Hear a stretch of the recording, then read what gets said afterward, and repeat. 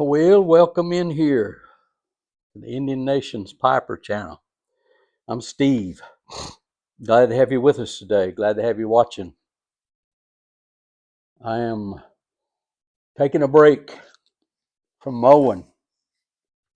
It's that time of year again, isn't it?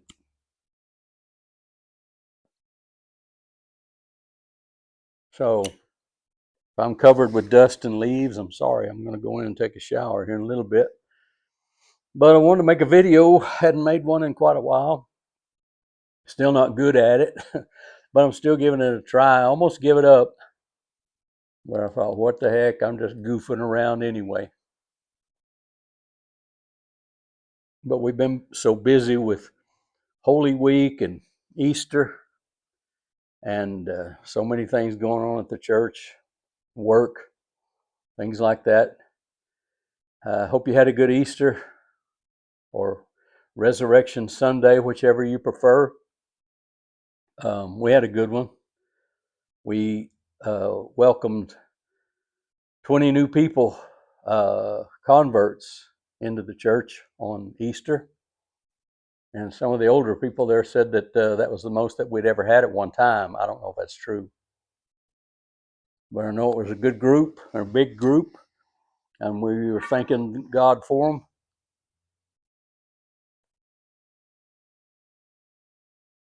But you know, with us, our church, Easter's not over yet. We're still in the middle of Easter week, Easter weekdays, the octave of Easter. 8 days we celebrate Easter. Then we go into Eastertide and we stay in that until the season of Pentecost, Pentecost Sunday. Does your church do things like that? I don't know.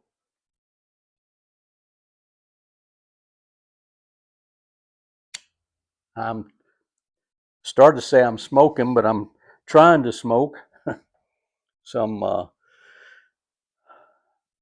Red Rapparee, Rattray's Red Rapparee, and my System Pipe 302 apple shape. I think it is bent apple, they called it. This was one of the first system pipes I ever got. It's got a rustication on it, got that good bend, holds a lot of tobacco. I really like it. It's kind of one of my workhorses. Don't have to worry about getting it scuffed up. Of course, it's got the Army mount and all the things that go along with the system, so that's great.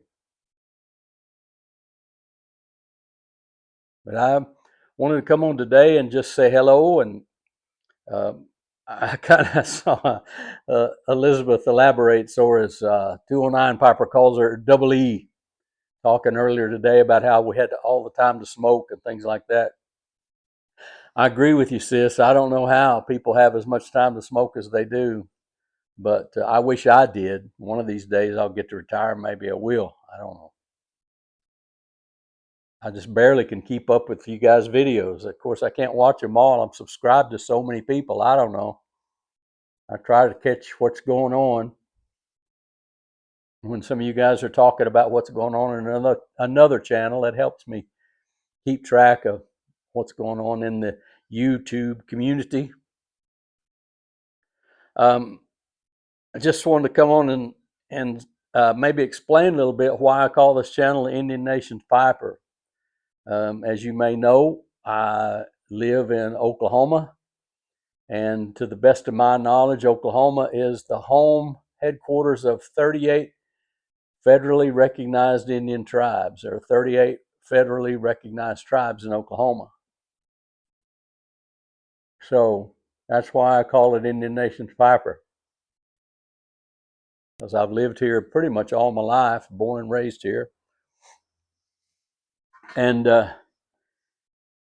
I don't consider myself native. I do have Indian ancestry, and I can prove it, and it's on a card. And so I can get contacts with the benefits that the tribe offers. So I'm thankful for that. But my wife is native. And so being raised up around here, that's pretty much what you get used to. I know I gripe about the tribes a lot. I gripe about the tribe that I belong to because it's a government, and I don't always agree with everything that they do, and they don't always do the things I want them to do. But that's the way government is, right? But I will say this: if it wasn't for the Indian tribes in Oklahoma, Oklahoma would be probably a lot poorer state. They provide so much income and things for people in the state of Oklahoma that I don't know what we'd do without them. Besides tribes taking care of their own people, they help with roads, they help with schools, they help with feeding the poor, they help with education programs, all types of things like that. It's what the tribal governments provide and assist with the state of Oklahoma. So I'm thankful for that. And I think they do a good job at it. Of course, I live in the eastern half of the state. I think they call this the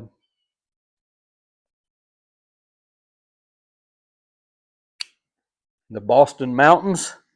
Is that right? It's kind of the foothills of the Ozarks, and particularly in the Cookson Hills area of Oklahoma, where all the outlaws used to hang out. Still a lot of outlaws hanging out around here.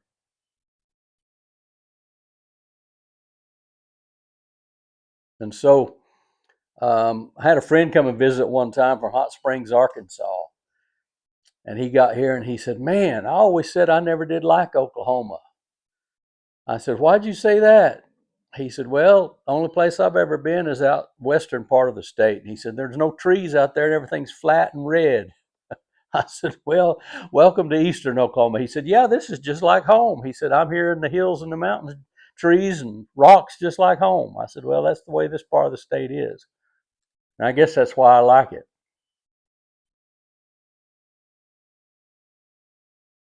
And I call this channel, when I decided, trying to decide on a name, I didn't know what to name it. The reason I call it what I call it is because I don't have any creativity. So I thought, well, I live in the midst of the Indian tribes, live in the midst of Indian nations, so I'll just call it the Indian Nations Piper. And I don't know if y'all keep up with things like this, but there was a court case back a few years ago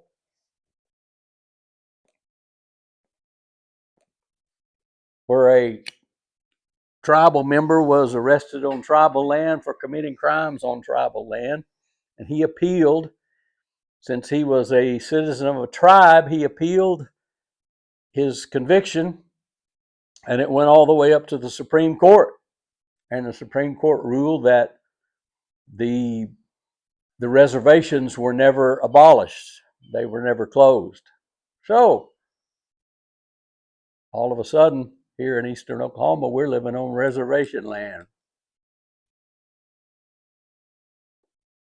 If it's land held in trust by the tribe, or if it's tribal land and you're a tribal citizen, you have a right to be tried in a tribal court.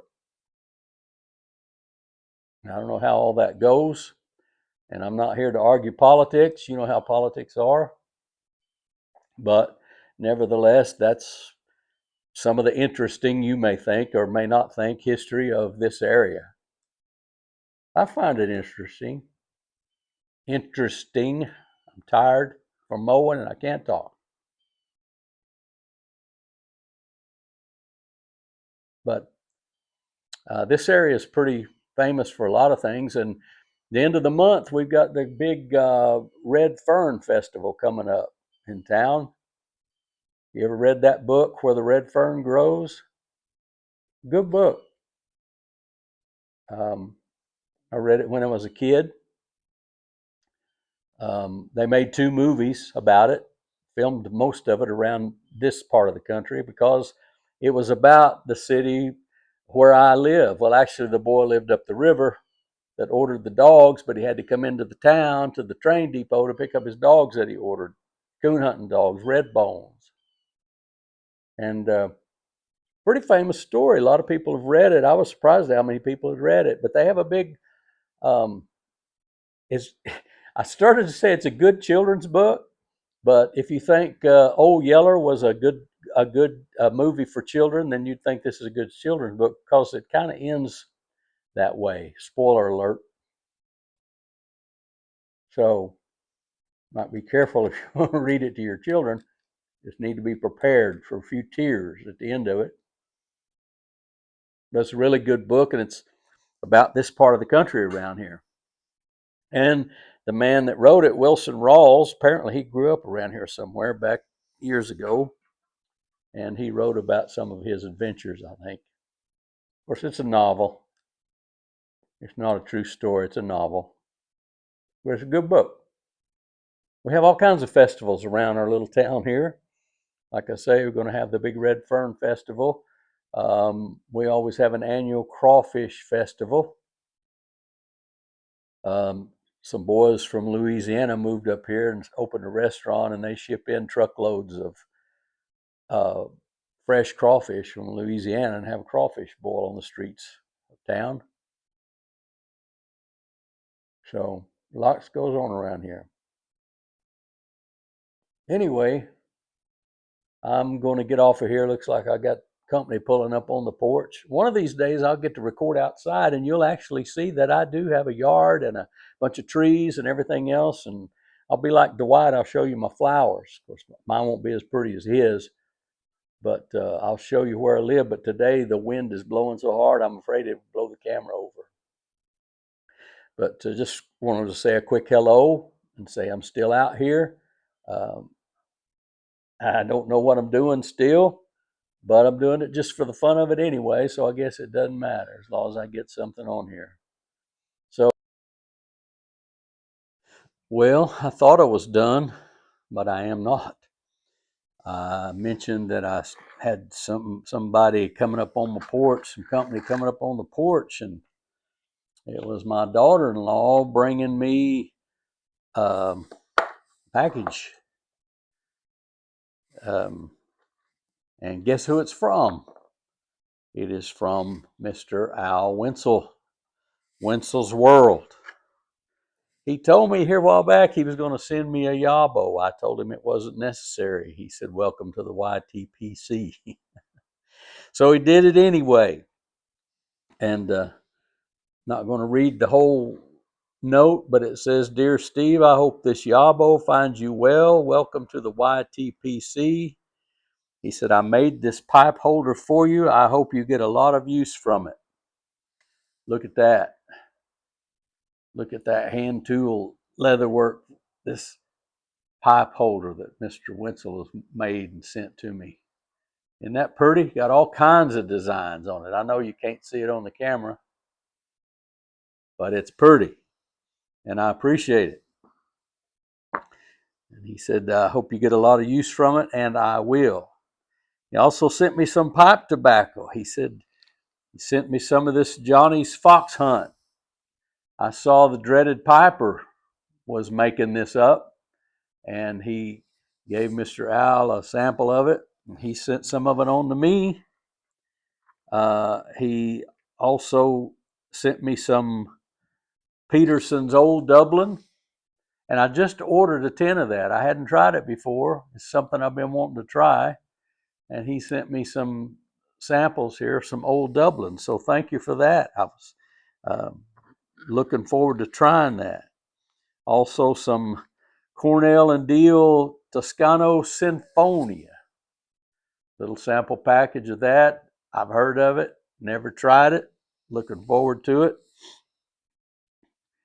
And also some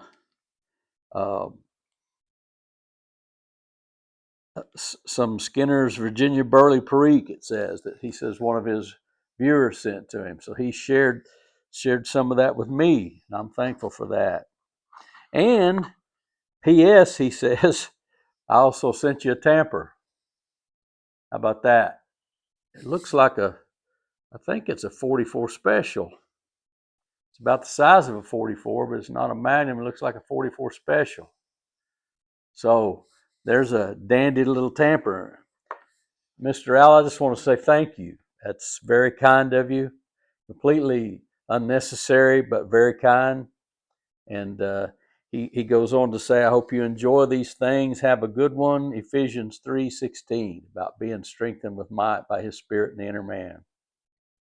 So I didn't want to let this day go by without adding this on to the end of the video. And just say thank you. I'm amazed when I see the generosity of the YTPC community, and totally unnecessary, but thankful to receive it anyway. So thank you, Mr. Wenzel. I appreciate it so much. And to the rest of you guys out there, hope you have a good day. So long.